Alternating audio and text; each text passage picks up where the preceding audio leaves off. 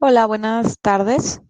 Estamos aquí reunidos para comenzar la webinar con José Luis Monterrubio. Antes que nada, queremos dar las indicaciones para que puedan eh, tener un mejor desempeño durante este webinar. Primero, si no tienen audio, pueden darle clic al botón de play en la parte de abajo para que puedan escuchar y las preguntas las pueden escribir del lado derecho y va a haber algunas pausas durante el evento para poder pues preguntarle a nuestro especialista las preguntas.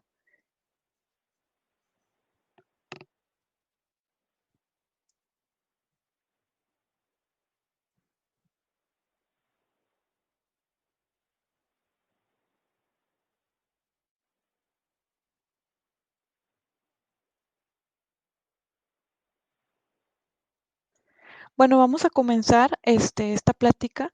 En esta ocasión nos va a hablar el ingeniero José Luis García Monterrubio sobre jales secos, tranquilidad con enfoque de responsabilidad social. José Luis Monterrubio es egresado del Instituto Politécnico Nacional, tiene una maestría, un MBA en la Universidad Anáhuac y lleva 7 años trabajando en FL Smith. Actualmente él es responsable de la optimización de procesos metalúrgicos a través de la investigación en laboratorios, pruebas de campo, análisis de datos, proyecciones financieras para incrementar los resultados de operación. Bueno, en temas de agua, ahorro de energía, recuperación y grado. Sin más por el momento, los dejo con José Luis Monterrubio. Muchas gracias, Monse. Muchísimas gracias. Bueno, antes que nada les agradezco el que nos acompañen en esta conversación relacionada con los jales secos y que queremos enfocar básicamente a mantener la tranquilidad. Todos sabemos, o los que hemos trabajado en la industria minera, sabemos que no hay mayor miedo que nos avisen que tenemos problemas en las presas de jales. Si nos avisan que se paró el molino, si nos avisan que el área de quebradoras está parada, nos preocupamos, pero el día que nos dicen que tenemos un problema severo o un riesgo en la presa de jales, ese día nos ponemos a temblar. Entonces, el objetivo de esta plática es básicamente hablar un poquito sobre cómo los jales secos pueden mitigarnos ese riesgo y cómo podemos obtener mejoras tanto económicas, operativas, pero sobre todo operacionales en el manejo de jales secos. Antes de comenzar con esta plática, me gustaría hablar un poquito de seguridad y sobre todo ahora en esta nueva normalidad, ahora que regresamos a nuestras actividades regulares, cobra mayor énfasis la seguridad. En parte, bueno, todos sabemos que es necesario utilizar nuestro equipo de protección personal, como es el casco, los lentes, los guantes, vaya, todo lo necesario para mantenernos seguros mientras estamos al interior de la planta o al interior de la unidad. Es importante también que sigamos las indicaciones de seguridad que nos marcan cada una de las diferentes organismos de seguridad internos de las empresas, pero también es bien importante que tengamos la capacidad de reportar tanto los actos como las condiciones inseguras que vayamos viendo en nuestro andar por la planta, porque finalmente de eso va a depender el que evitemos el riesgo a una lesión a uno mismo o a un compañero. Pero también en estos tiempos es importante no bajar la guardia. Sabemos que aún con todo y que los semáforos de riesgo a nivel nacional están cambiando de color, no bajemos la guardia, mantengamos la sana distancia, no dejemos de utilizar nuestro cubrebocas, lavémonos las manos y sobre todo no nos toquemos la cara. Recuerden que seguimos en un riesgo latente ante esta pandemia. Y bueno, para iniciar un poquito con esos temas, me gustaría dar como preámbulo cuál es la situación actual de la minería, tanto a nivel nacional como a nivel Latinoamérica. Entonces vamos a ver un poquito de datos en ese sentido.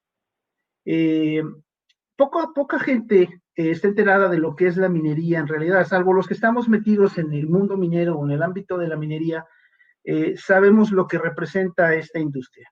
Desafortunadamente, poca gente sabe que la minería es progreso, que la minería a donde llega lleva servicios a las comunidades que anteriormente no tenían luz, no tenían caminos, no había servicios de salud.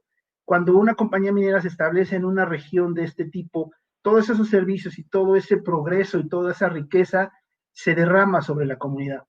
Pero desafortunadamente es poca la información que se tiene respecto a eso, y desafortunadamente eso implica que haya mucho rechazo hacia las actividades mineras precisamente por el desconocimiento del impacto tan tremendo que tiene a la economía la industria minera. Entonces, vamos a hablar un poquito de Latinoamérica. El año 2019, el año pasado, tan solo en Latinoamérica hubo un registro de 280 conflictos relacionados con el ámbito minero, y la gran mayoría de esos conflictos se debió al rechazo que se tiene hacia las operaciones de la minería. Vuelvo por la poca información que se tiene al respecto. Desafortunadamente, México ocupó el primer lugar en el número de conflictos registrados, seguidos de Chile y de Perú. Son los tres primeros nada honrosos primeros lugares. Y digo nada honrosos no porque la minería sea el problema, sino porque eso de alguna manera es el reflejo de lo poco informado que está en general la población, lo poco informada que se encuentra la población respecto a las actividades que genera la minería, y eso hace que en automático se le vea como una empresa contaminante, como una empresa que causa daños, cuando en realidad es un detonante de desarrollo y es un generador de empleos y de importante fuente de riqueza a nivel nacional y a nivel local, a nivel regional, como es Latinoamérica. ¿Sí?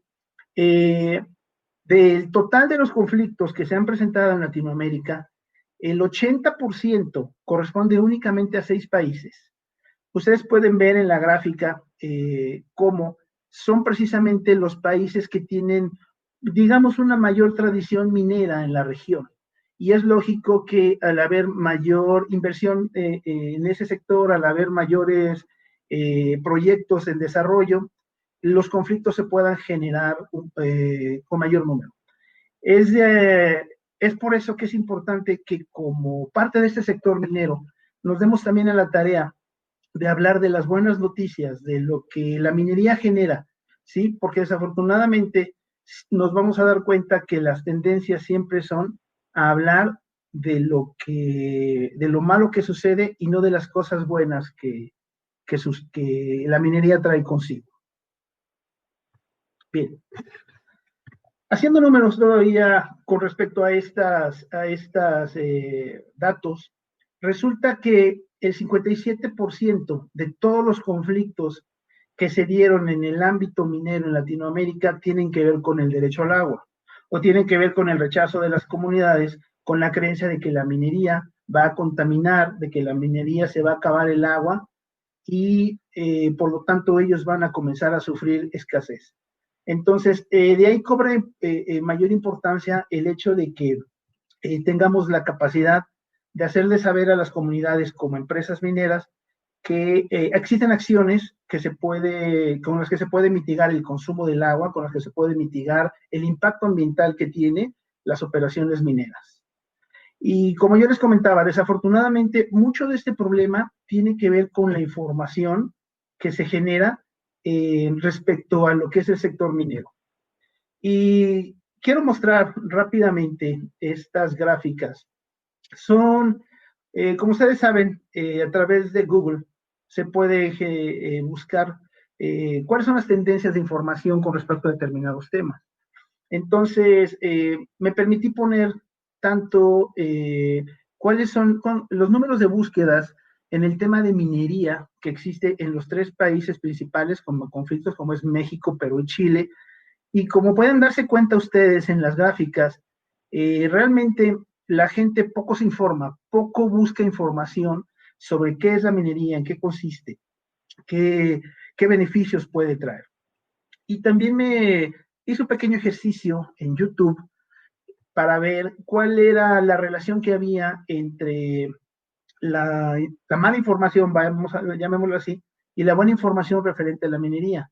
Y cuál es la sorpresa, que si ustedes revisan o buscan tragedias mineras en YouTube y lo comparan contra el número de veces que se observan beneficios de la minería, se darán cuenta que casi la relación es de 5 a 1. Es decir, que por cada visualización que se tiene del impacto positivo de la minería, existen 5 visualizaciones a videos que hablan de tragedias, de problemas, de situaciones no normales dentro de la minería. Entonces, eso nos pone en una situación de reto. Necesitamos hoy en día buscar las opciones que permitan mitigar este efecto y que hagan saberle a las comunidades y a la sociedad en general que la industria minera es una industria responsable y que se preocupa por los ambientes, por el medio ambiente y por el impacto ecológico que pueda tener. Entonces, quiero mostrarles un video precisamente de los más vistos en YouTube, cuál es el impacto que se tiene en los... Perdón.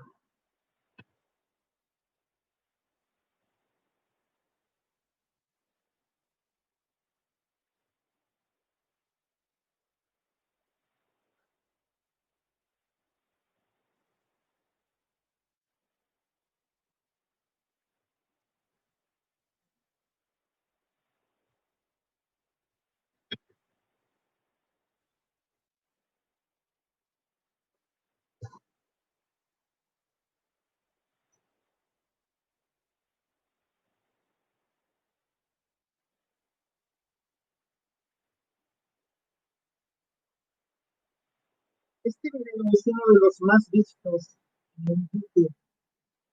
Eh,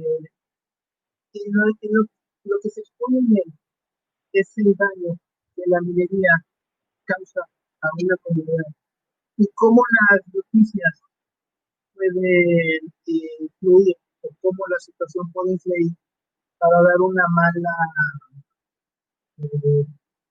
una mala impresión de lo que es la minería.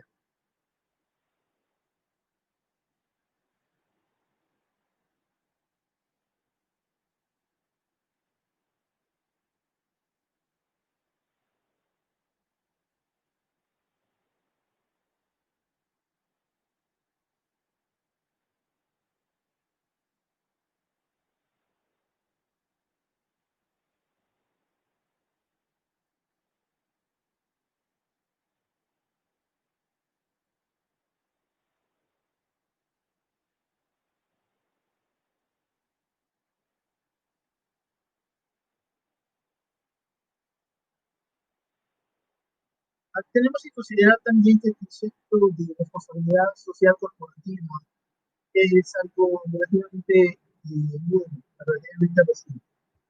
Entonces, si consideramos la tradición minera en nuestros países latinoamericanos, que lleva prácticamente 500 años de desarrollo, José Luis, no puedo pensar que...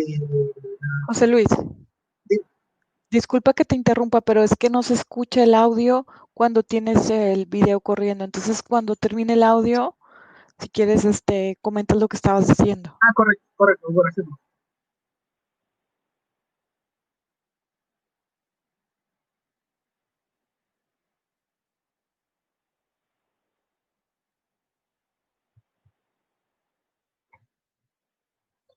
Bien, como les comentaba, desafortunadamente son este tipo de informaciones los que hacen o generan una mala visión de la minería, una impresión negativa de lo que es la minería. Nuestra tradición latinoamericana de minería parte de muchos años. Y eso implica que aspectos como la responsabilidad social corporativa sean conceptos nuevos.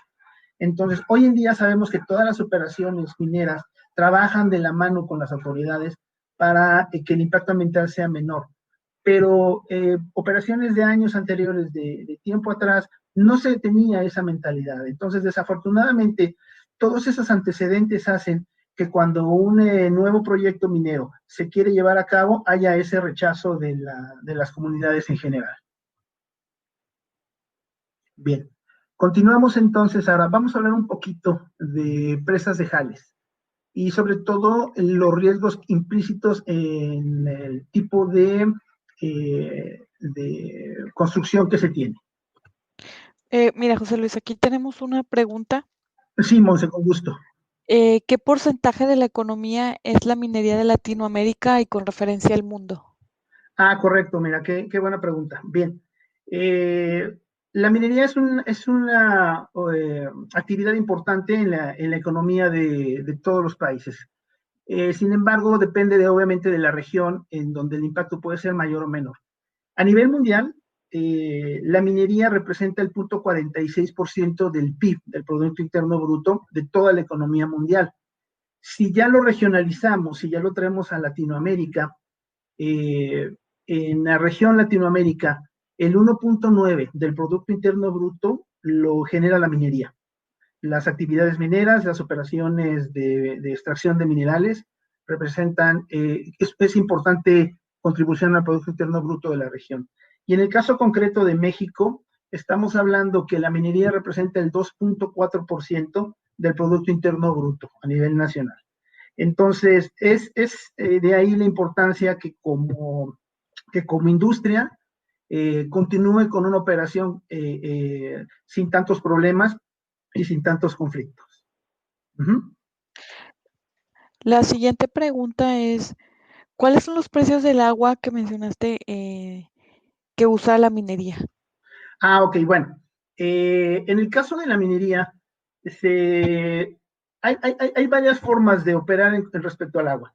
Lo que se busca en este caso es tratar de recircular la mayor cantidad de agua, o lo que llamamos agua tratada, para poder operar el proceso de beneficio de minerales. Sin embargo, hay operaciones que están utilizando agua de mar y pues la mayoría del agua que se tiene que sustituir se utiliza agua fresca. Más adelante, en uno de los apartados que vamos a ver, vamos a tratar el tema precisamente de los precios del agua de mar, de los precios que tiene la desalinización del agua, de los precios del agua fresca y el agua tratada, y nos va a dar una idea un poquito más clara de cómo están a nivel mundial y cómo se comparan con diferentes países de tradición minera. ¿Mm? José Luis, me dice la gente que ahora se escucha todo muy bien, nada más si hay videos y podemos saltarlos porque no se escucha el audio, se corta la voz. Ok, no pasa nada, no pasa nada, lo saltamos sin Perfecto. ningún problema. ¿Sí? Bueno, continuamos. Bien, vamos a hablar un poquito de presas de jales. Sabemos que las presas de jales o relaves, la principal función es contener los desechos de la planta, es decir, todo el material, todo el mineral al cual ya le extrajimos los valores importantes y necesitamos depositarlo en algún lugar. Pero a diferencia de las presas de agua, que desde un principio se hace su diseño y se construyen en un solo evento, las presas de jales tienen que irse construyendo conforme el proyecto, conforme la vida de la mina va avanzando. Eh, todos los que hemos operado alguna vez alguna planta, sabemos que originalmente la presa tenía una capacidad determinada y que las cuestiones operativas nos han ido haciendo incrementar esa capacidad y a veces tenemos problemas para saber dónde vamos a depositar los jales o los relaves de la operación. Entonces, eh, eso implica también que la minería y en especial las presas de jales tengan un impacto considerable en el medio ambiente. Y como pueden ver en la imagen, uh-huh, perdón, esto es nada más para que se den una idea de la huella ecológica que puede tener una presa de jales. El agua Tabasca en Canadá tiene una superficie que equivale a 7,850 kilómetros cuadrados, que es el equivalente a 5,25 veces la Ciudad de México. Pueden ver ustedes en la figura el tamaño de la presa de Jales, el área que ocupa una presa de Jales en el norte de Canadá. Y como pueden darse cuenta, la huella ecológica es tremenda. Entonces, en la medida en que podamos reducir también el impacto de esa huella, podemos ejercer acciones de avance hacia lo que es el cuidado de los ecosistemas. Uh-huh. Y bien, afortunado o desafortunadamente, esto depende obviamente de cada punto de vista, pero aun cuando existen diferentes formas de construir las presas de jales, el método más utilizado sigue siendo el de aguas arriba, ¿sí? Y esto es básicamente por los costos relacionados a este tipo de construcciones o este tipo de depósitos. Pero desafortunadamente también son los que presentan el mayor número de fallas catastróficas. Ajá, bien. Hay tres tipos o hay tres maneras en que se puede construir una presa de jales. Comentábamos, aguas arriba es la opción más económica, ¿sí? Y esto consiste en que los niveles de cada mina van creciendo por encima de una proporción de los mismos jales o de los relaves y en otra parte sobre el mismo bordo que hemos creado con material de aporte. Es decir, vamos construyendo hacia adentro. Existe otro sistema que se llama línea central, en el cual vamos a tratar de conservar un punto central en la línea, en lo que es la cortina principal de la presa con material de aporte, y vamos a ir derramando el material hacia el exterior, de tal manera que vamos poco a poco reforzando la base, ¿sí? Y está el método de aguas abajo, en el cual consiste en ir creciendo tanto la base como en la parte superior, de tal manera que entre más crezca la presa, la base se vuelve más robusta. Si hablamos en cuestión de riesgos, ¿sí? Lo podemos ver en la línea roja, el riesgo es mayor en una situación de aguas arriba, en una construcción de aguas arriba con respecto a la situación de aguas abajo, pero los costos se comportan de la misma manera, ¿sí? Perdón, de manera inversa. Los costos relacionados a la construcción de una presa de jales son inversos. Si decidimos trabajar con aguas abajo, los costos asociados al reforzamiento, al mantenimiento y a la construcción del bordo van a ser mucho más altos que aguas arriba. Por eso ese método es el que más se utiliza, aún con el riesgo que esto implica. Ahora, es importante hacer un comparativo también. Existen dos tipos de presas, o por lo menos es lo que sabemos, que están las presas de agua convencional y las presas de jales. Para poder ver un poquito más el impacto o el riesgo que implica cada una de ellas, aquí hay una situación que nos ejemplifica esto. Mientras que se tienen contabilizadas hasta 1990, se tienen contabilizadas más de 104,000 presas de agua en el mundo. Estas únicamente se tenían registradas 107 fallas, lo que representaba el 0,1% con respecto al total. Mientras que las presas de jales, cuya cantidad es prácticamente menos del 20% en relación a las presas de agua, teníamos más del doble de fallas con respecto a las presas de agua, lo que implica 1,2%. Esto significa que por cada falla catastrófica en una presa de agua, tenemos 12 fallas en una presa de jales. Ahora, debemos de mencionar esto. Estos son datos oficiales, datos que existen y a los que tenemos acceso. Pero desafortunadamente muchas veces la ubicación de algunos lugares, probablemente por la ubicación no tengamos datos reales actualizados, en el sentido de que a lo mejor hay muchas fallas que no se reportan o que simple y sencillamente nadie tiene conocimiento de ellas. Entonces, así a datos gruesos, podemos decir que el riesgo entre una presa de agua y una presa de jales es 12 veces mayor a tener falla. Bien, este es un video que quería presentar, pero bueno, me dicen que no se escucha. Quiero nada más mencionar, ustedes recordarán el año pasado, la presa Brumadinho en Brasil, precisamente el 25 de enero, sufrió una falla catastrófica y desafortunadamente eso causó la muerte de 157 personas. De manera rápida, aunque no va a haber sonido, quiero mostrar rápido el momento preciso en que se grabó la falla de la cortina y cómo todos los jales salen hacia el exterior.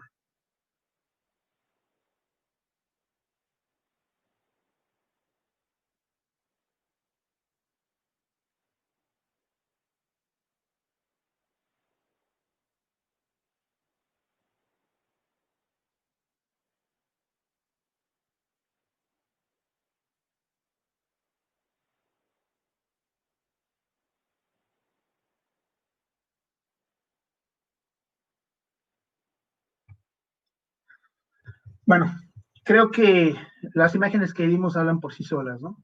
157 muertos no es poca cosa, es una tragedia, realmente es una tragedia a nivel mundial, y eso fue ocasionado por una presa de jales convencional, ¿sí? Una de las 218 fallas que se tienen por ahí registradas. Bien, vamos a hablar un poquito de los generadores de drenaje ácido. Todos sabemos que uno de los grandes problemas que tenemos en la cuestión de manejo de jales o de relaves es la generación de drenajes ácidos, producto de las características mineralógicas de los materiales que manejamos, que en la gran mayoría son sulfuros metálicos. Bueno, si bien es cierto que las presas de jales son generadores de drenaje ácido ya comprobado y se tienen que tomar medidas para mitigar el impacto que esto tiene, eh, pocas veces estamos conscientes que las tepetateras, lo que llamamos tepetateras, o que son los depósitos de todo el material que no tiene valor, o todo el mineral no económico que extrae la mina, regionalmente llamados tepetateras en México, son grandes generadores también de drenaje ácido. ¿Por qué? Porque regularmente son en este tipo de materiales donde desechamos todos aquellos metales que no nos sirven y los vamos apilando y los vamos exponiendo al medio ambiente, a la lluvia, los vamos poniendo a la misma atmósfera, al oxígeno de la atmósfera, y eso hace que se lleven a cabo reacciones químicas de oxidación. Entonces, un caso concreto, y aquí quiero presentarles, es el de la pirita, que al contacto con el medio ambiente se va a descomponer y nos va a generar características de formación de drenajes ácidos. Entonces, parte importante que muchas veces no consideramos es el hecho que tanto los depósitos de esos materiales de poco valor como el material que utilizamos para construir bordo, que a veces suele ser el material del descapote o el material de desecho de las minas que utilizamos para formar bordos en las presas de jales, son generadores de ácido, de drenajes ácidos. Entonces es un punto que es importante considerar para que veamos por qué es importante las operaciones en el secado de jales. ¿Sí? Bien, vamos a hablar un poquito también Mira, aquí de los... tenemos una pregunta, José Luis, Sí, sí, antes no, de por pasar favor. al,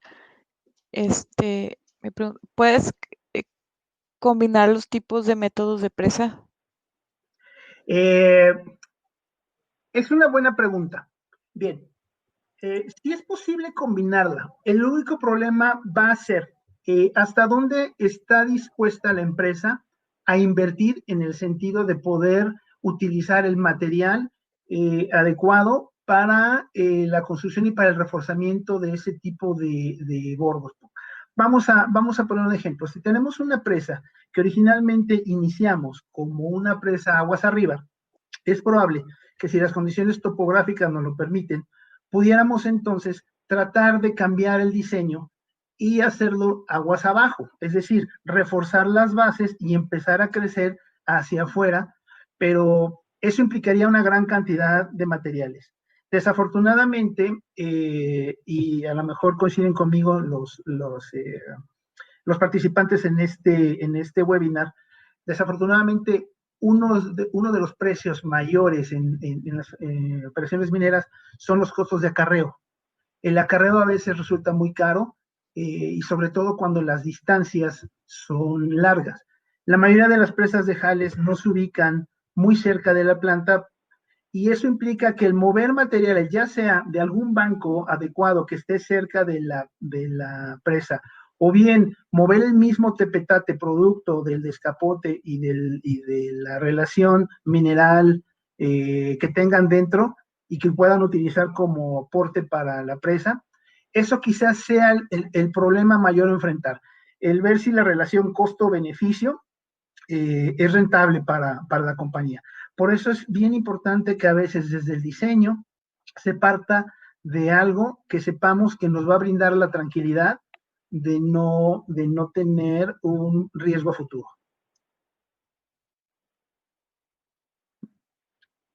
¿Algo? José Luis, nada más para recordarles que les tienen que poner play a los que no están escuchando el audio. Sí, claro, claro, gracias, gracias, Mos. Es bien importante, desafortunadamente, quizás algunos de los aquí presentes en el seminario no estén escuchando los audios de manera correcta. En la parte inferior van a ver un botoncito que dice play. Les pedimos que si lo pueden dar clic para que se active el sonido. Y por otra parte, si tienen alguna duda, alguna pregunta, nada más recordarles que a mano derecha van a ver la sección de preguntas en las cuales las pueden hacer con toda confianza y mi compañera Montserrat me apoyará para darles lectura. Bien, continuemos un poquito, continuemos con la presentación. ¿Sí? El agua, hoy en día todos sabemos que el agua es un recurso valioso, pero también nos han dicho que el agua va a ser la causante de las guerras en el futuro. Y eso no tiene nada de extraño si entendemos que cada día el consumo de agua es mayor. Cada día las operaciones, no nada más mineras, cada día la industria en general demanda mayor cantidad de agua para el proceso para procesar sus productos. Entonces, eh, hay estimaciones que dicen que para el año 2050 aproximadamente, la población mundial va a ser alrededor de 10 mil millones de personas o 10 billones de personas. Eso significa que estos 10 mil millones de personas van a demandar más comida, van a demandar más productos, van a demandar más servicios. Y desafortunadamente eso va a implicar también, van a demandar mayor cantidad de agua. ¿Sí? Entonces se estima que para esa época, tanto la minería como la electricidad y los servicios agrícolas tengan que incrementar su consumo de agua en un 60%. Entonces, eso pues pone de alguna manera en riesgo a la industria minera, porque si la presión social hace que los ojos de los gobiernos volteen al lado del agua, quizás empiece a haber ciertas limitaciones en cuanto al uso o a buscar desincentivar el uso de agua fresca a través de nuevos costos, de nuevos precios, de nuevas tarifas. Entonces es importante que consideremos que la tendencia va a ser mayor consumo de agua y que podemos ir tomando las precauciones adecuadas. ¿Cuáles son las opciones que podríamos tener para reducir el agua fresca en el consumo de la minería? Bueno, una primera opción es el agua de mar. Ya en muchos países se utiliza agua de mar en los procesos. ¿Qué ventajas tiene? Bueno, son inversiones relativamente bajas, ¿sí? Dependiendo de la ubicación de la planta, pero en la mayoría de las ocasiones las plantas no están cerca de la playa. Entonces, esto implica altos costos asociados al bombeo, desde los litorales hasta las plantas. Esto implica también altos costos. Una segunda opción es utilizar plantas desalinizadoras. Pero desafortunadamente esto implica inversiones mucho, muy altas y sobre todo altos costos asociados no nada más con la operación de la misma planta, sino con el mismo bombeo que tendríamos que generar desde la planta salinizadora, que debe estar a pie de mar, hasta las instalaciones de cada una de las unidades mineras. Y la tercera opción serían los jales secos, que es una opción local, que es una opción que se pone en sitio y que implica una inversión no tan elevada como una planta desalinizadora, no tan económica como es colocar bombas a nivel de mar y hacer el bombeo, ¿sí? Pero sí implica bajos costos de mantenimiento y sobre todo la posibilidad de reciclar prácticamente la mayoría del agua que tenemos en el proceso. En cuestión de uso de agua de mar, en la minería, Chile es quien encabeza a nivel mundial estas iniciativas. Entonces, simplemente, en Chile se estima que para el año 2029 el 43% del agua que estén utilizando ellos en la industria minera sea agua proveniente del mar. ¿Sí? Para reducir un 57% el agua de otros depósitos, sobre todo de agua dulce. Se estima también que el crecimiento promedio anual de consumo de agua es del 12.2, ¿sí? Pero para el 2029 se estima que tenga un 300% de incremento, ¿sí? Eso habla de el enfoque que se tiene a otras fuentes alternativas de agua. Pero como contraparte, el hecho de utilizar agua de mar también incrementará el consumo de energía de 0.8 terawatts, que se tenía en 2018, se estima que llega a 3.1 en el 2029. Entonces, son unas por otras, es decir, por un lado el agua de mar puede ser una opción económica en cuanto a la abundancia, en cuanto a la disponibilidad, pero por otro lado, esto implica grandes costos energéticos para poder transportarla y hacerla llegar a las diferentes instalaciones mineras. José Luis, tenemos una pregunta. Sí, dime. Mira, este, el agua de mar es corrosiva por los altos niveles de iones que tiene el agua de mar. ¿Cómo se está preparando FL Smith para materiales específicos con los equipos para el uso del agua de mar? Bien, hay diferentes opciones.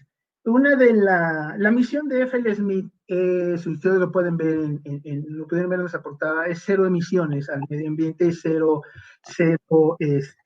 daños al medio ambiente. Bueno, como parte precisamente de estas iniciativas, FL Smith está desarrollando materiales más resistentes a lo que es la corrosión, a través de, llámese esto, a través de diferentes aleaciones, llámese a través de materiales alternativos, como son plásticos, como son epóxicos. Es decir, FL Smith está trabajando en el sentido de que si una alternativa es agua de mar, tenemos que evitar, como bien lo dicen, el daño ocasionado por la corrosión, por altos contenidos de sales, el daño ocasionado por la misma abrasión, porque a lo mejor el agua de mar pudiera tener algunas partículas por ahí, o el daño ocasionado por las mismas sedimentación o por la misma generación de sales de incrustaciones. Entonces, está trabajando FL Smith en el desarrollo de materiales nuevos que permitan reducir el impacto de corrosión, el impacto de cuando se adhieren los carbonatos y las sales a los diferentes metales, se me fue el término, pero todo eso está en pleno desarrollo y esperamos y el objetivo de FL Smith es que en este mismo siglo tengamos la capacidad de que todos nuestros equipos sean cero emisiones de CO2 y todo lo que implica el desarrollo tecnológico para lograr este objetivo. Otra ¿Algo más, Mon? pregunta, sí, otra pregunta. Basados en las fallas de las presas y en los métodos de construcción, ¿se tiene en México una regulación que indique qué tipo de construcción se tiene que utilizar o a utilizar? Sí, sí, es correcto. Es correcto. En México, anteriormente no existía mayor regulación más que lo que los gobiernos locales podían tratar con cada una de las unidades cuando se fueran instalando. Pero a partir de 2003 se emitió la norma oficial mexicana 141, que habla específicamente de cómo se debe construir, cómo se debe operar, cómo se debe manejar y cómo se debe de post operar una presa de jales. Más adelante vamos a hablar un poquito voy a mencionar ahí la norma oficial mexicana, algunos puntos, pero sí, efectivamente, si requieren ver cuáles son los procedimientos adecuados, cuáles son las características que debe de llevar, cuál es la regulación y todos los conceptos que una presa de jales debe de tener al momento de construirse, pueden buscar en internet, en la norma oficial mexicana 141, que es específica de jales secos y y construcción de presas perdón, de presas de jales. ¿Alguna otra, Monse? Sí, aquí tenemos otra. A ver, espérame. Aquí va. ¿Ustedes están desarrollando esta clase de aleaciones resistentes a la corrosión o están en conjunto con algún otro centro de investigación externo o cómo funciona? Bien, regularmente FLSMIT destina parte de sus recursos al desarrollo, a la investigación y desarrollo de nuevas tecnologías. Pero aparte de eso, crea alianzas con diferentes institutos o con diferentes universidades, en el sentido en que desarrolla no nada más tecnología en el caso concreto de jales secos. FLSMIT tiene convenios con universidades, con institutos de investigación autónomos independientes y desarrolla tecnologías para cualquier aplicación de la industria minera. Entonces, en ese constante desarrollo de tecnologías, exploran aleaciones posibles para mejorar el rendimiento de los equipos, posibles opciones o mejoras en los equipos para el ahorro de energía o para el menor consumo de agua. Entonces, la respuesta es sí. ¿Sí? No es nada más desarrollo interno, trabajamos de la mano con muchas instituciones y con muchos organismos privados para desarrollo de tecnologías enfocadas en la mejora de los procesos. José Luis, si quieres continuamos. Ahorita mandaremos otra ronda de preguntas. Sí, Mosi, con todo gusto. Bueno, hace ratito hicieron la pregunta referente a los costos del agua. ¿Cómo están los costos de agua a nivel mundial? Y bueno, esta información nos puede dar una idea un poquito más clara de cómo se comportan estos costos relacionados a la minería. Bien, como pueden ver, la gráfica, el color verde, hablamos de los precios del agua recuperada, el color amarillo hablamos de los precios del agua fresca en zonas áridas y de los precios de agua desalinizada. Y si bien es cierto que países como Israel han invertido una gran cantidad de recursos en investigación en operaciones de desalinización de agua, esta sigue siendo una opción muy cara, sobre todo para los países en América.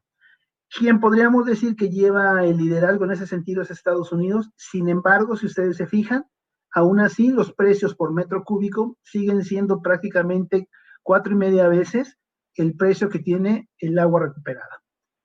No se diga México, no se diga Chile, que si bien es cierto que están haciendo esfuerzos muy grandes en reducir el impacto ambiental por la extracción de agua de depósitos de agua fresca, todavía hace falta mucho por investigar, todavía hace falta mucho por optimizar. Por lo tanto, al día de hoy, la mejor opción sigue siendo buscar recuperar la mayor cantidad de agua que podamos y tratar de complementarla con la menor cantidad de agua fresca o de agua ya sea desalinizada o de mar. Pero ustedes pueden ver ahí cómo es muy clara la gráfica. Primer lugar, sin duda, el precio, los costos relacionados al agua recuperada. Ahora, el principal objetivo del manejo de jales es precisamente enfocarnos a esos costos implícitos en el manejo del agua. ¿Por qué? Porque independientemente del agua que podamos recuperar y que finalmente al momento de regresar al proceso es la manera más económica de crearla, los jales secos también nos ayudan a tener un menor impacto económico en cuanto a la huella ecológica, ¿sí? Requerimos menos energía para generarlos, se maximiza la recuperación del agua, los costos también por recuperación del agua o de reciclaje se reducen. Algo bien importante, que si manejamos jales secos, podemos reducir el impacto que como empresa tenemos ante la sociedad. Y algo bien importante también aquí que hay que mencionar es que tenemos que buscar que nuestros residuos, que nuestros jales o relaves sean químicamente inertes, es decir, que al contacto con el medio ambiente no nos generen subproductos que sean más dañinos al medio ambiente, como es el caso de los drenajes ácidos. Entonces, eso es en parte algo que los jales secos nos brindan como ventaja, el hecho de que nos ayudan a minimizar ese gran impacto que tiene una presa convencional.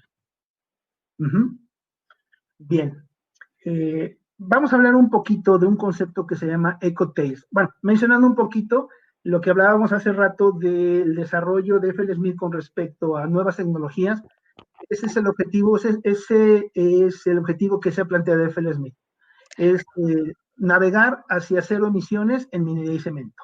José Luis, mira, tenemos aquí algunas preguntas, te la voy a... una es, ¿por qué el costo del agua desalinizada en Israel es mucho menor que en Chile? Correcto. Bueno, perdón. Voy a regresar un poquito a la gráfica. Bien. Una de las cosas que ha hecho Israel es, ustedes saben que Israel es una zona muy conflictiva en cuanto a cuestiones políticas. Entonces, una de las cuestiones que Israel decidió hacer es minimizar los riesgos a que en un momento dado él está rodeado de todos esos países que le son hostiles, pudiera crearle un problema en cuanto a la necesidad de agua. Entonces, ellos de hace muchos años comenzaron a desarrollar y hacer inversiones muy fuertes en tecnología de desalinización, que les permitiera no depender de un bloqueo de los países que lo rodean y que se tuvieran en un momento dado, que se vieran, vamos a llamarles secuestrados en cuestión de agua por estas naciones. Entonces, ellos decidieron invertir. Básicamente, lo que ellos han hecho es invertir en desalinización para producción agrícola, ¿sí? Sin embargo, finalmente son plantas desalinizadoras y esa es la razón por la cual ellos van muy avanzados en ese sentido, porque han logrado avances tecnológicos considerables. Uno de los problemas que tenemos en Latinoamérica es que poco se ha hecho en ese sentido y que gran parte de la tecnología para desalinizar agua no es tecnología regional, es tecnología adquirida de otros países. Entonces tenemos que pagar los costos de ingeniería, tenemos que pagar el desarrollo de ellos y eso hace que cualquier proyecto de entrada sea muy cara la inversión y por lo tanto los costos asociados se incrementen considerablemente con respecto a países que han invertido y que han desarrollado su propia tecnología. No sé si quedó clara si fue clara la respuesta. Creo que sí. Mire, va otra pregunta. Hay unas personas que nos hacen énfasis en costos. Eso, si dejan su correo, les podemos dar una información más concreta. Sí, claro. Eh, Aquí viene la siguiente pregunta. ¿Los iones contenidos en el agua recuperada afectan en la química de los procesos en su reingreso? ¿Este reciclaje de recursos hídricos se daría dentro de cada proceso independientemente o sería una recirculación de agua de todas las minas, de toda la mina? Bueno, básicamente lo que se busca en el proceso de jales es tratar de recuperar la mayor cantidad de agua que va presente en la salida de la planta de beneficio. No vamos a recuperar, es decir, eh, una planta de beneficio necesariamente va a demandar agua fresca siempre. ¿Por qué? Porque vamos a tener pérdidas, va a haber pérdidas del agua que se quede estancada en la presa de jales, aún secando los jales, van a llevar una cierta cantidad de agua, vamos a tener pérdidas por evaporación, vamos a tener pérdidas por filtración, etcétera. Es decir, el agua finalmente no nos vamos a librar de colectar agua fresca. Lo que vamos a hacer a través de la filtración de jales es tratar de recuperar esa mayor cantidad de agua para que el impacto sea menor, ¿sí? Para que el impacto sea menor. Entonces, en el caso concreto, sí es sabido, no sé hasta dónde van a avanzar esas investigaciones, pero lo que sabemos ahorita es que parte de los reactivos que se utilizan en el proceso de flotación sí alcanzan a regresar en el agua del proceso. Llámese agua de la presa, llámese agua del espesador o llámese agua de filtrado de jales secos. Sin embargo, los contenidos, hasta donde tengo entendido, son mínimos y el impacto que estos llegan a tener en la recirculación realmente no se ven afectados. Al día de hoy yo no conozco alguna operación en donde me digan que el exceso a lo mejor de floculante o el exceso de cianuro o el exceso de un santato o de un espumante puede estar afectando al momento de recircular el agua. Tenemos más preguntas. Mira, aquí viene una. El mayor costo asociado es en términos energéticos para las plantas desalinizadoras. ¿Qué opinas de esta relación en relación a esto? Sí, sí, porque las plantas desalinizadoras son grandes consumidores de electricidad. Los procesos son básicamente electrolíticos y eso implica un gran consumo energético. Entonces, a la larga, a la larga lo que va a suceder es que, si bien es cierto que vamos a tener agua con poco contenido de sal o libre de sales, es un agua a la que tuvimos que invertir mucho energéticamente. Eso es lo que hace a veces poco rentable el hecho de que eh, utilicemos agua desalinizada. Uh-huh. Ahora, el agua recuperada, por un lado, la mejor opción es tratar de recuperar la mayor cantidad posible Y si fuera el caso de utilizar agua desalinizada, bueno, que el impacto de esos costos sea el menor posible en la medida en que podamos meter menos cantidad de esa misma agua como agua fresca de proceso.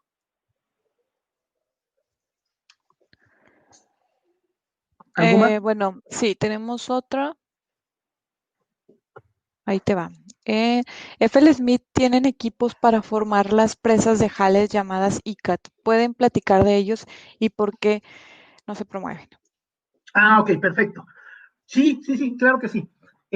Los ICAS es un equipo muy noble, es un equipo, con gusto podemos compartir más información si quieren, les podemos mandar información, pero les hablo de manera muy rápida.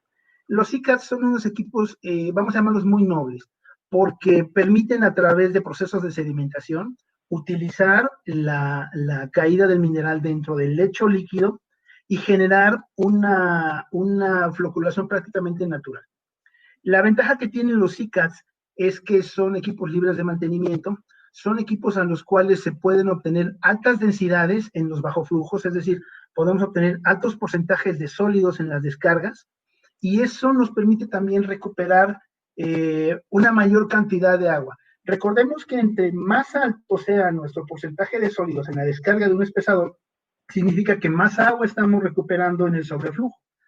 Los ICAs tienen grandes ventajas. Una es el que son equipos libres de mantenimiento, cero consumo de energía eléctrica, y la huella ecológica que tienen es también muy pequeña, porque a diferencia de un espesador convencional, cuyo lecho líquido debe de ser muy amplio para que tengamos el tiempo suficiente de sedimentación de las partículas, sobre todo las más finas, se puedan ir sedimentando al fondo del espesador. El ICA juega contra diámetro contra la altura. Los ICAs tienden a ser muy altos, pero con un diámetro muy bajo para capacidades similares a las de un espesador. Entonces reduce considerablemente el espacio necesario. Evitamos el riesgo de posibles atascamientos en rastras o de posibles daños en mecanismos ocasionados por una mala operación. Y aunque es mínimo, vamos a decir, el impacto que puede tener el consumo de energía de un espesador con respecto al total de la planta, contribuye con su pequeño granito de arena a que el consumo de energía sea cero en el caso de estos equipos. Con gusto podemos compartirles información y catálogos de los ICATs para que puedan tener un poquito más de conocimiento de estos equipos. El impacto en la interacción de los diferentes reactivos usados en la flotación, me preguntan aquí. El impacto, quiero pensar que es el impacto que tendrían en el agua al momento de recuperarse. Me imagino que a lo mejor por ahí va la pregunta. Bueno, cuando nosotros adicionamos los reactivos a la minería, pues regularmente adicionamos cantidades pequeñas, hablamos de gramos por tonelada, hablamos de cantidades mínimas. La gran mayoría de los reactivos pues va a ser su función de adherirse a las partículas minerales, de flocular las partículas, irse al lecho del espesador o al lecho delicado de la presa. Siempre vamos a tener un remanente de producto en el agua, pero vuelvo un poquito a la pregunta que nos hacían anteriormente. ¿Cuál es el efecto? Al día de hoy, en todas las operaciones mineras que en donde he trabajado y en donde afortunadamente he tenido oportunidad de visitar, ninguna de ellas, en ninguna de ellas he visto yo que hay efectos negativos de reactivo al momento de meter agua recirculada a sus procesos. Es decir, no hay sedimentación porque hay acceso floculante cuando lo meten al molino el agua, o no hay una sobreespumación, etcétera, etcétera, ¿no? En general, no, el impacto es mínimo. Si quieres, seguimos. ¿Seguimos? Claro que sí, Monse, con todo gusto. Bien. Vamos a hablar un poquito de los ciclos de una planta de beneficio.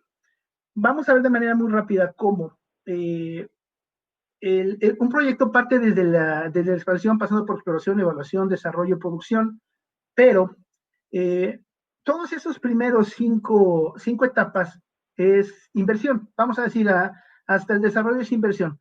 A partir de producción comenzamos a recuperar las inversiones, comenzamos a tener dividendos de nuestra inversión en el sentido de que ya hay venta de producto, ya hay recuperaciones, ya hay concentrados que estamos vendiendo y que estamos obteniendo ganancia de ellos, pero viene el cierre, la etapa final, cuando la mina se termina, cuando el material se agota y viene el cierre. Ese momento, en ese momento, nuestra unidad se convierte en el mayor pasivo que pueda tener la empresa. ¿Por qué? Porque necesitamos meter dinero, pero ya no hay manera de sacarlo. Entonces, las presas de jales son un pasivo tremendo para todas las operaciones mineras, porque el momento en que la mina cierra, tenemos que darle mantenimiento de por vida. No podemos dejarla abandonada e irnos, porque de lo contrario existen riesgos potenciales. Entonces, es importante considerar esto cuando se está pensando en una operación minera, porque la presa de jales va a ser algo que no nos vamos a quitar nunca de encima, que tenemos que llevar siempre arrastrando y procurando que no cause ningún problema. Preguntaban hace ratito sobre cuál era el mecanismo o dónde podían verse las especificaciones para la construcción o para el manejo de presas de jales. Bueno, ahí está, es la norma oficial mexicana 141, Semarnat 2003, ¿sí? Que establece los procedimientos para caracterizar jales y las especificaciones para la preparación del sitio, proyecto, construcción, operación y posoperación de presa de jales. Y un punto importante que marca esta norma es el apartado 5.7, que se refiere a los criterios de postoperación de las presas de jales, ¿sí? Y quise marcar ahí eso, ese apartado con rojo, donde específicamente dice que en la postoperación no puede fallar una presa de jales, ¿sí? El apartado 5.72 ya habla un poquito más, el que sigue, habla más sobre cómo se deben de manejar una presa, si genera drenajes ácidos, si no los maneja. Y una de las recomendaciones que dicen es que, bueno, una opción dicen, pueden inundar su presa de jales, pero si deciden inundarla, le tienen que dar un formato de presa de agua. Es decir, habría que reconstruir nuevamente la presa, ¿sí? Hacerla como si fuera una presa de agua para poder inundarla y que entonces todo el jal presente ahí esté libre de contacto con el medio ambiente. Bueno, este es un video que muestra de manera rápida la operación de cómo trabaja el sistema de jales, pero me dicen que no sé, vamos a omitirlo, vamos a pasar directamente un poquito ya a la cuestión de costos. ¿Qué humedad requiere un filtrado? Bien, todos los que operamos alguna vez una presa o que están operando actualmente una planta, pues nos gustaría tratar de recuperar el 100% del agua y que el contenido de humedad que llevamos tanto en concentrados como en los jales, pues fuera el mínimo. Pero también es cierto esto, que nada es gratis en esta vida. Si queremos menor humedad, tenemos que invertir mayor cantidad de energía, ¿sí? Se estima que por cada 5% de menos de humedad que quisiéramos reducir en un filtrado, tenemos que duplicar prácticamente los CAPEX y los OPEX. Es decir, si tuviéramos una presa de jales, si tuviéramos un sistema de jales secos y quisiéramos filtrar 20% de humedad, económicamente o en cuestión de costos, es mucho más rentable que un 15%. Pero necesitamos ver si operativamente ese 20% es el adecuado para el manejo de estos jales. Entonces, en general, es importante considerar esto porque, como lo comento, la relación energía-humedad son inversamente proporcionales. Y aquí un ejemplo de cuáles serían los costos asociados a una operación de 10,000 toneladas, eso con costos en México. ¿Cuáles podrían ser los costos al momento de manejar una presa de jales? Y vamos a considerar que tuviéramos una operación de 10,000 toneladas por día que estamos descargando con 24% de sólidos. Eso implica 31,700 toneladas de agua o metros cúbicos presentes en esa descarga hacia la presa de jales. Si lo metemos primero a un sistema de espesador convencional y logramos sacar 65% de sólidos, como primera etapa estaríamos recuperando 26,000 toneladas de agua, que representa el 83%. Esos jales los mandaríamos directamente a nuestra presa de jales, podemos hacer bordo con cicloneo, podemos hacerlo aguas arriba, aguas abajo, eso no importa. Finalmente, se estima que del agua que se manda a una presa de jales convencional, el 60% se pierde por evaporación, por la misma humedad que queda retenida en los jales y por filtraciones. Entonces, estaríamos recuperando el 40% del agua que mandamos en esos jales, lo que significa 2.154 toneladas, que total sumados a lo que habíamos recuperado en el despesador, da el 89.8% del agua recuperada. Es un buen valor, claro, podríamos pensar, pero si decidiéramos secar los jales con la misma operación, estaríamos hablando también de recuperar en una primera etapa del espesador el 83% del agua. Podemos pasar esos jales espesados con 65% de sólidos a una etapa de filtrado en la cual pudiéramos sacar un 12% de humedad. Vamos a considerar que tuviéramos la capacidad de reducir máximo 12% la humedad presente en el filtrado. Eso implicaría 4.022 toneladas, que es el 12.7%. Pero adicional, cuando nosotros hacemos el depósito final de los jales, hay que ir haciendo también las bermas respectivas y las canalizaciones para que los posibles escurrimientos producto de la deposición se canalicen hacia un área de bombeo. Y de ahí se estima que es prácticamente el 0.9 lo que se puede recuperar nada más del agua. Es muy poco. Entonces, en un proceso de jales secos estaríamos hablando de recuperar el 96.6 contra el 89.6, 7%.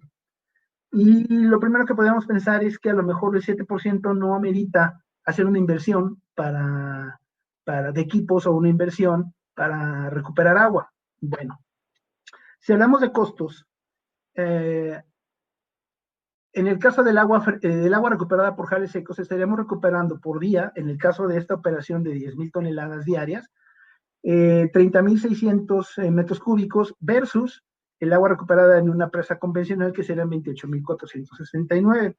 Esto implica que diariamente podríamos estar recuperando 2.168 metros cúbicos más de agua y reciclándola al proceso. Si consideramos que esos 2.168 ya no serían necesarios sustituirlos con agua fresca, cuyo precio promedio en zonas áridas es de $1.11, y si pensamos que la operación de la planta fuera de 340 días al año, nada más el puro ahorro de agua representa $818,000 anuales.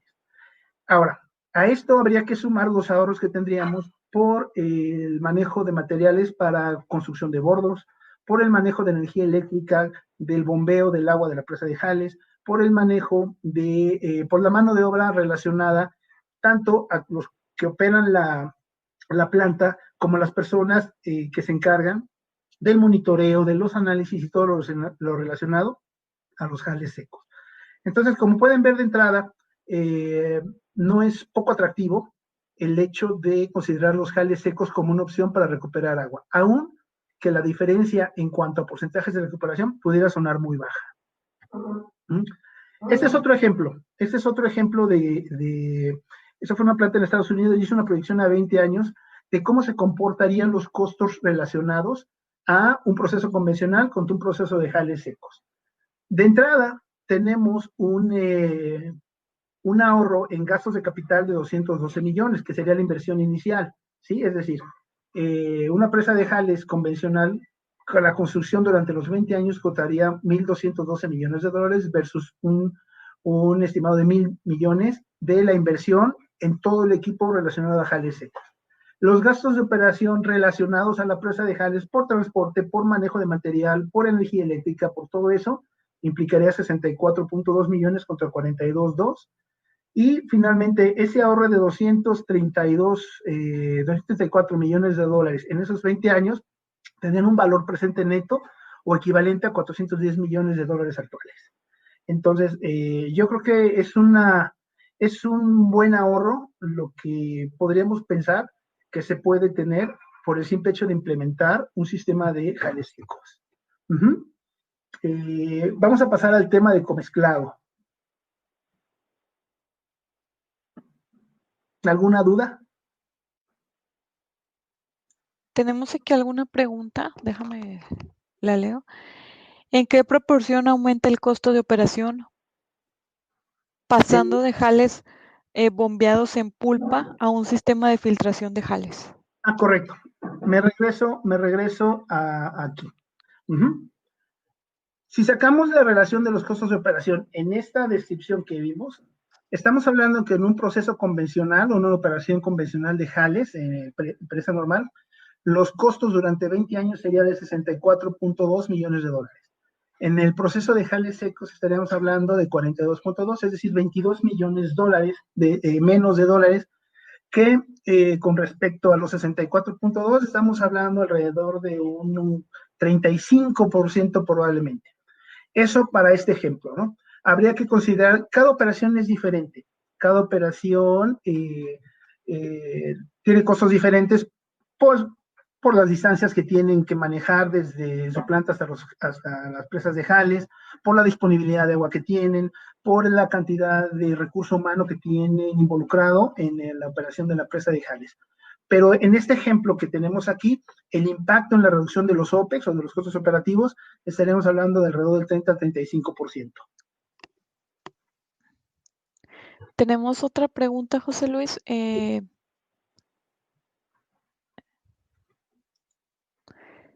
tipo de filtro recomienda FL Smith para estas grandes cantidades de pulpa? Bien, qué buena pregunta.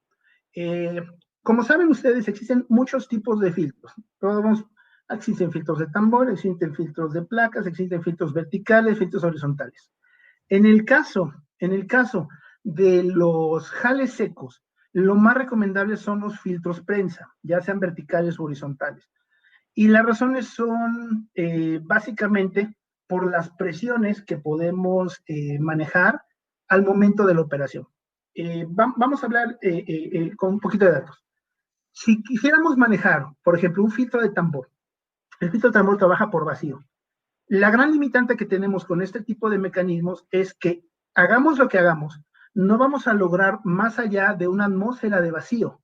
Es decir, que si estuviéramos hablando a nivel del mar, vamos a hablar de una operación a nivel del mar, mientras que la presión atmosférica ahí es de 14.7 psi, quizás nuestra bomba logre alrededor de un 80 o un 90% de vacío con respecto a la atmósfera, es decir, que podríamos tener quizás hasta 12 o 12.5 libras de presión negativa para poder generar la torta. Pero si hablamos de un filtro prensa, estamos hablando que la inyección hacia los filtros es a través de bombas y la presión que se puede manejar puede incrementar considerablemente al llegar al orden de 100, 120 libras por pulgada cuadrada de presión. Entonces, el someter los jales a esa presión contra el medio filtrante va a generar menores cantidades de humedad, mejor desempeño y la posibilidad de manejar cantidades mucho más grandes de material, porque tenemos, al momento de tener mayores presiones, tenemos un secado mucho más eficiente. Entonces, lo más recomendable es filtros prensa y cada operación tiene que ser analizada para determinar cuáles son sus características. Hay que checar su granulometría, los grados de permeabilidad de su mineral, los contenidos que en cuanto a especies mineralógicas llevan, vaya, es todo un estudio que se tiene que hacer de tal manera que se busque la solución más óptima, no nada más en el equipo, sino en los medios filtrantes adecuados que permitan la menor cantidad de agua presente al momento del filtrado. Tenemos otra pregunta que es Gabriela. Hola, hola, mi nombre es Gabriela. Me pregunté si actualmente FL Smith ya implementa esa tecnología.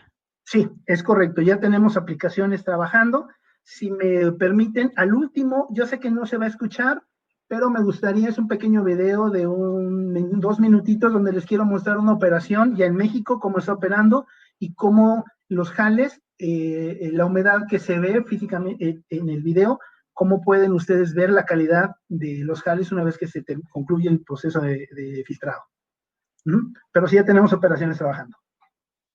Si quieres, seguimos, José Luis. Continuamos, claro. Vamos a hablar del comezclado. ¿En qué consiste el comezclado? Bien, es algo muy sencillo, simplemente la capacidad de mezclar los jales que ya filtramos con el material grueso que sabemos que nos puede generar drenaje ácido, ¿sí? Para que eso nos genere muchas más ventajas en la construcción de un depósito de jales secos. Y hay dos maneras de hacerlo. La primera es en línea y es simple y sencillamente tener una banda transportadora en donde vamos a ir depositando el material estéril de la mina o el tepetate, o con lo que vayamos a formar bordo, que tenga sulfuros metálicos y que queremos aislar, y vamos a ir poniendo en una relación 1 a 1 una capa de jales secos encima para que el mismo medio de transporte, los mismos transferencias y el mismo manejo los vayan mezclando. Y la otra es hacerlo en vuelo. Simplemente consiste en tener dos bandas transportadoras unidas que descarguen al mismo chute. Entonces, por un lado alimentamos los jales secos, por otro lado alimentamos el material estéril, también en relación 1 a 1, y conforme van cayendo a través del chute hacia la banda que los va a transportar a depósito final, se van mezclando. Ambos procedimientos son igual de eficientes. Finalmente, el mismo manejo de la mezcla, ya sea a través de bandas, ya sea a través de camiones, ya sea a través de otros medios, llámese raco, llámese bandas tubulares, el mezclado se va a ir dando. Y cuando lleguemos al depósito final, vamos a lograr el objetivo, que es generar, aislar el material estéril de la atmósfera. ¿Qué nos permite el comezclado? A diferencia de una presa convencional en donde las limitantes de altura nos la da precisamente la inestabilidad, producto del lecho veámosle aguado, o el lecho poco resistente de los jales, es que podemos lograr taludes de hasta 100 metros, sin el riesgo a que se nos vaya, se nos desprenda. Reducimos los fallas de bordos húmedos, del tener recargada el agua sobre el bordo, filtraciones, y sobre todo reducimos la huella ecológica. Secar jales implica reducir considerablemente el tamaño del lugar en donde vamos a depositarlos. Y esto es especialmente importante, sobre todo en zonas sísmicas. Sabemos que en Latinoamérica, todo lo que es la costa del Pacífico, es una zona sísmica potencial de desastre. Entonces, tener un sistema que nos garantice que en caso de una catástrofe sísmica, o en caso de una catástrofe, llámese huracán o llámese tormenta, lo que sea, tenemos la garantía de saber que nuestra presa no se nos va a ir. Entonces, cobra especial importancia en este tipo de zonas, en donde, si analizamos un mapa de riesgos, si analizamos un mapa de las instalaciones mineras, nos vamos a dar cuenta que van de la mano. Prácticamente toda la actividad minera en Latinoamérica está muy pegada hacia la zona sísmica del continente. Vamos a hablar de geodisposición, que va de la mano con el comezclado que hablamos anteriormente. Lo que se busca con este procedimiento de geodisposición es evitar que los generadores de drenaje ácido estén en contacto directo con el oxígeno de la atmósfera. Entonces, lo que hacemos al mezclar partículas gruesas de material estéril con jales secos ya filtrados, es que vamos a envolver esas partículas que traen piritas, calcopiritas, calcositas, todos los sulfuros metálicos presentes en los minerales, y los vamos a envolver, los vamos a aislar del contacto del medio ambiente. Entonces, lo que hacemos es que reducimos la generación de contacto con oxígeno, y por lo tanto de drenaje ácido. Y lo que estamos haciendo también es mezclar, vamos a llamarlo así, lo mejor de ambas fases. Vamos a tomar los beneficios que nos brinda el JAL como tal, por el tamaño y por sus características, y la roca como tal, producto del estéril, ¿sí? Que vamos a mezclar ambas características para lograr unos depósitos con muchas mejores características. Por ejemplo, sabemos que los relaves o los jales son típicamente saturados de agua, no tienen resistencia al corte, no tienen una gran estabilidad física, pero a diferencia, no tenemos tanta permeabilidad, y por lo mismo, porque esa permeabilidad es muy baja, están expuestas a condiciones anaeróbicas, es decir, a poco contacto con el oxígeno.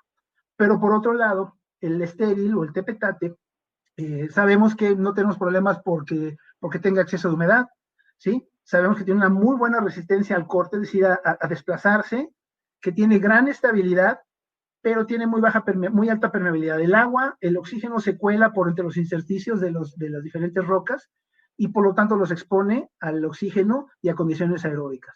Al momento que hacemos esa mezcla de ambas fases, lo que logramos es depósitos que estén aislados del medio ambiente, que tengan muy baja permeabilidad, que tengan muy buena estabilidad y muy buena resistencia a los movimientos, ¿sí?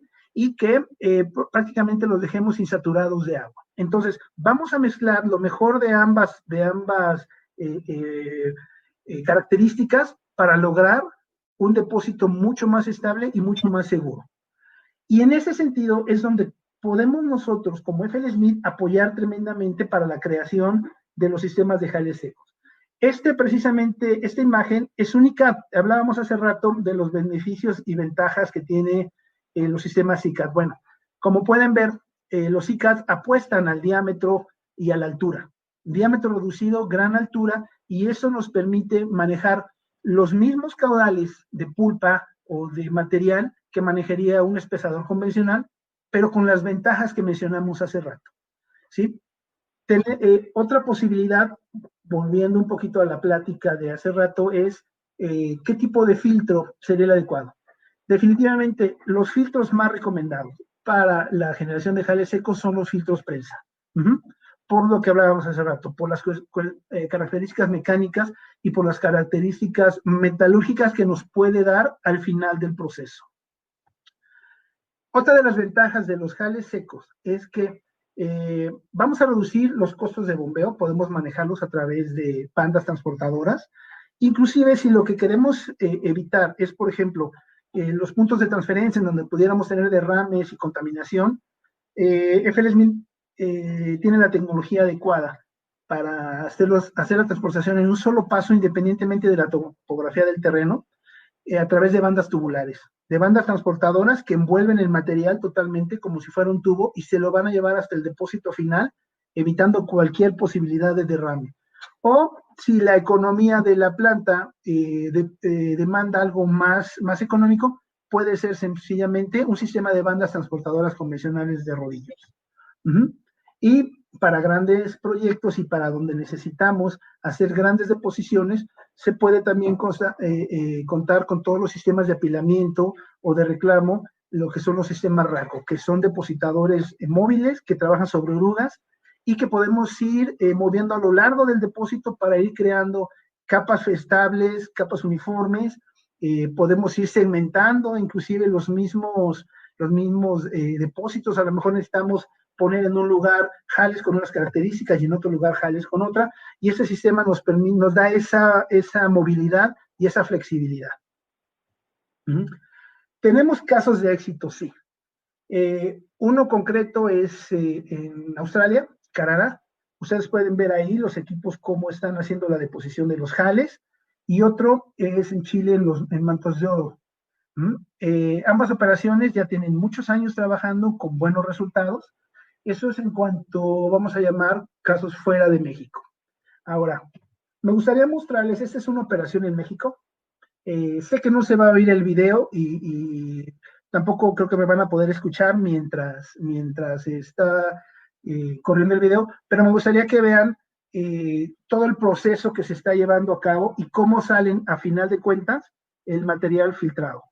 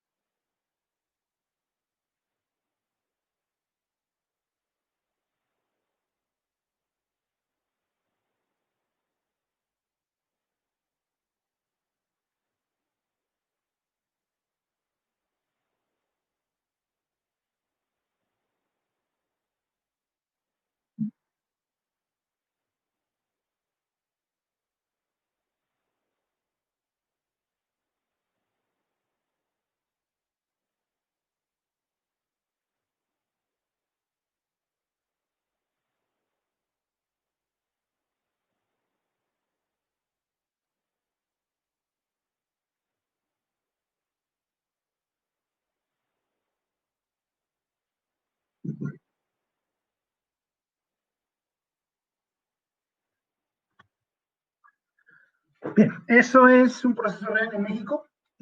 Como pueden ver, la calidad con la que sale el JAL es prácticamente seco, es prácticamente con un mínimo de humedad, y eso pues permite la formación de bancos totalmente estables, totalmente seguros, y se va construyendo con sus respectivas inclinaciones para que en caso dado de alguna lluvia, en caso dado de descubrimientos propios del mismo asentamiento del material, estos sean recuperados y sean retornados a la planta.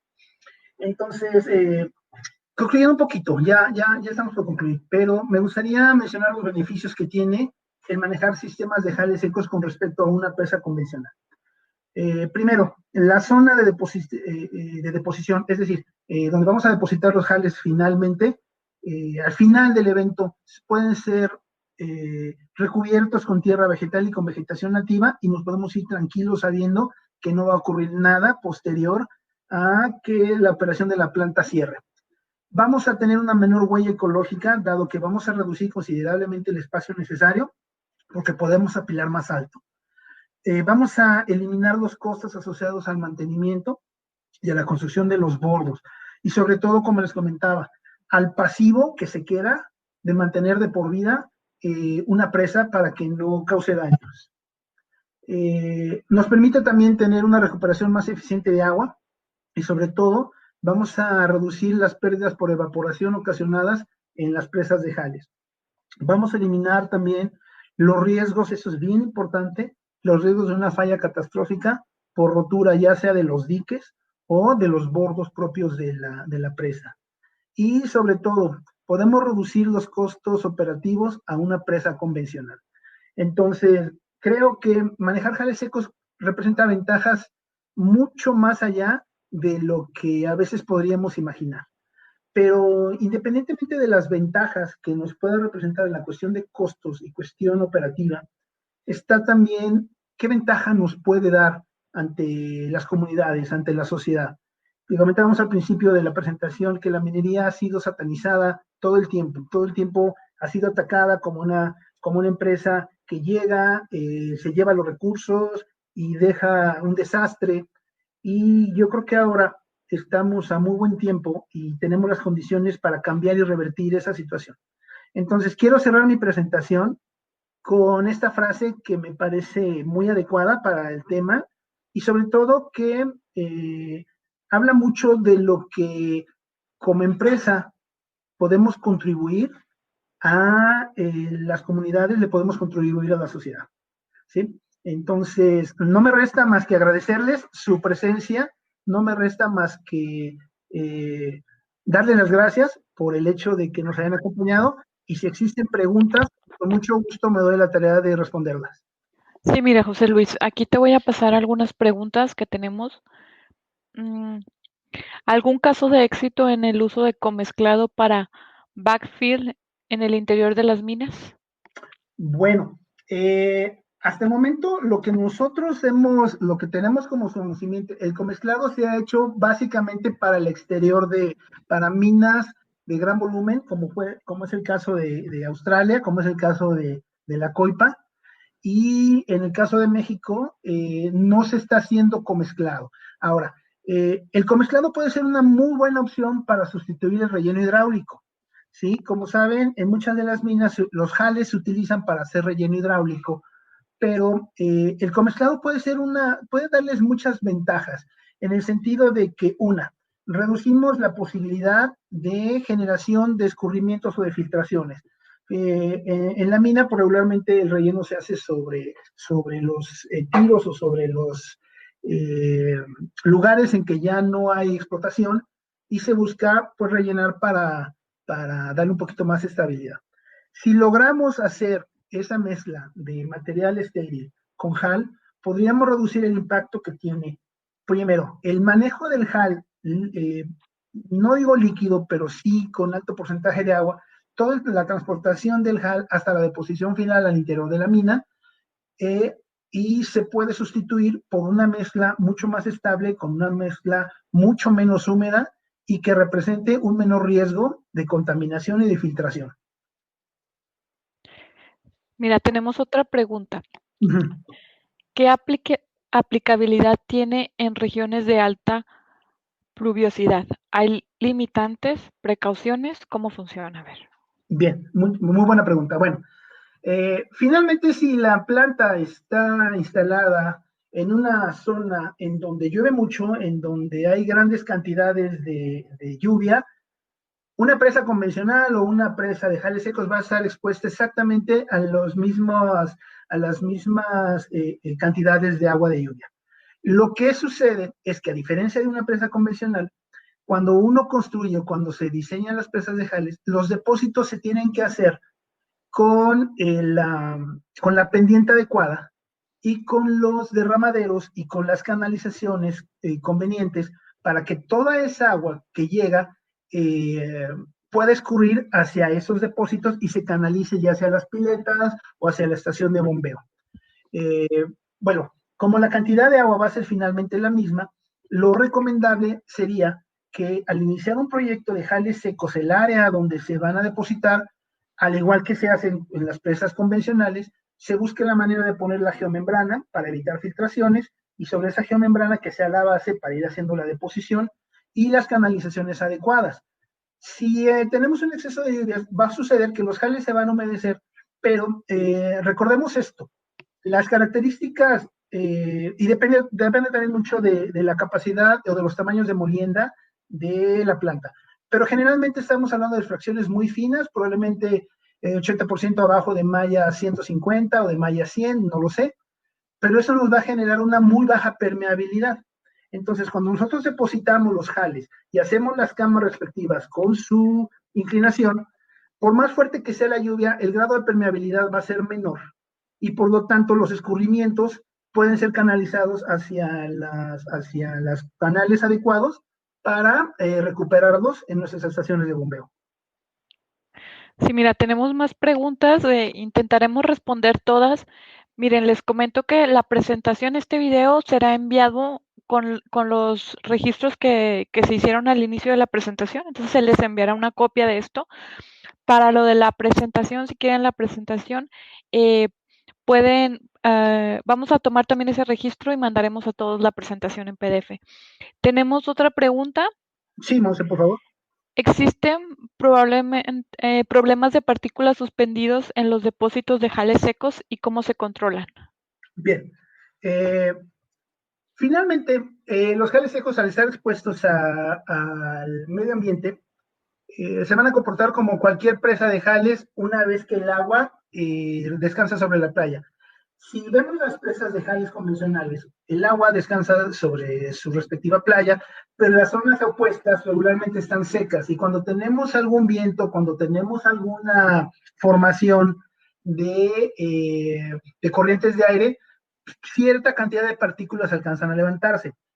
La ventaja de que tienen los jales secos es que al momento de ocupar un área mucho menor, se van poniendo capas una sobre otra. Entonces, el tiempo que quedan estos expuestos a las condiciones atmosféricas se reduce considerablemente con respecto a una presa de jales convencional cuyo espejo es mucho más grande.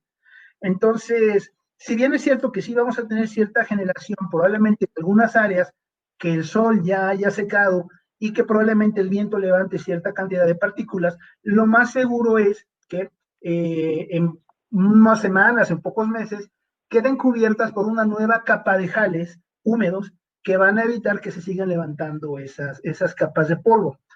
Cuando el proyecto minero termina y finalmente hay que clausurar operaciones, la gran ventaja es que los depósitos de jales secos, como se han ido acomodando conforme a la topografía del terreno o como la topografía que cada planta decida manejar, pueden ser recubiertos con el material orgánico que se retiró previamente para la formación del depósito, puede ser cubierto y rehabilitado con plantas nativas.